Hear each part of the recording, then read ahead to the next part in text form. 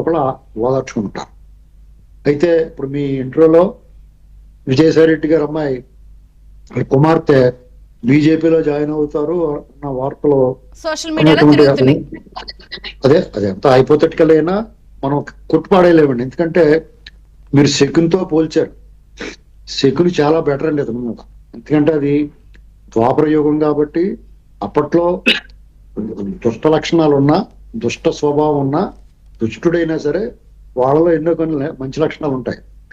ఇతనిలో ఆ లక్షణాలు ఒక్కటి కూడా లేదండి. ఎందుకంటే విజయసాయి రెడ్డి అనేటువంటి వ్యక్తి ఆంధ్రప్రదేశ్ మనం అందరం జగన్ చూస్తున్నాం.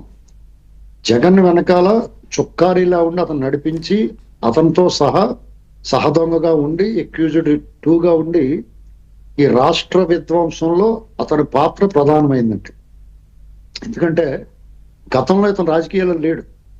జగన్మోహన్ రెడ్డి తోటే వచ్చాడు, జగన్మోహన్ రెడ్డి తోటే జైలుకి వెళ్ళాడు, జగన్మోహన్ రెడ్డి కూడా నడిచాడు, జగన్మోహన్ రెడ్డి నడిపించాడు. ఒక రంగం చెప్పాలంటే వాళ్ళిద్దరికీ వెగటి వచ్చి ఉండొచ్చు, ఎక్కడో ఓటాల దగ్గర తేడా వచ్చి ఉండొచ్చు, మొత్తం నా దగ్గర కొట్టేసి నా దగ్గర పంపమంటే నువ్వు సగం పెట్టుకున్నావేటని చెప్పి జగన్మోహన్ రెడ్డి కోపం వచ్చి విజయసాయి రెడ్డిని దూరం పెట్టి ఉండొచ్చు. అంతే తప్ప జగన్మోహన్ రెడ్డికి ఏ మాత్రం తీసుకోడు ఇతను.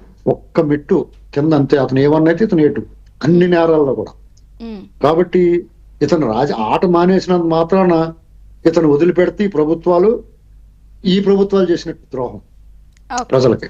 ఎందుకంటే అతను వైజాగ్ లో భూ కబ్జాలు కానీ, అన్ని మద్యం వ్యాపారంలో కానీ, ఏ వ్యవహారంలో అయినా సరే అసభ్యంగా దూషించినట్లో కానీ, అంటే అన్ని రకాలుగా కూడా ఈ సమాజానికి హాని చేసేట.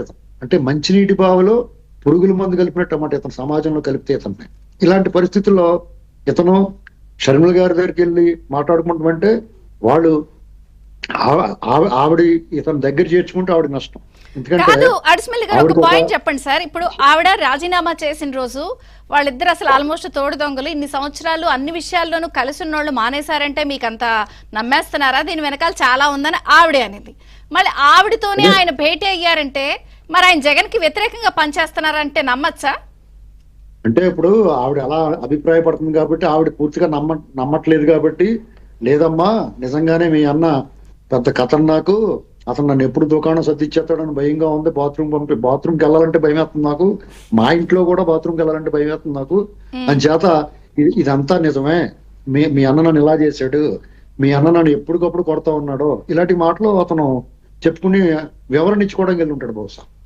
అలాగే పరస్పరం వాదార్చుకుని ఉంటారు. కానీ ఇక్కడ మనం గమనించాల్సింది ఏంటంటే షర్మిల గారు ఎంతో కొంత విశ్వసనీయతను సంపాదించుకుందండి. మీరు గమనించాల్సింది ఏంటంటే ఆవిడ జగన్మోహన్ రెడ్డి మీద నిజమైన యుద్ధం చేసింది.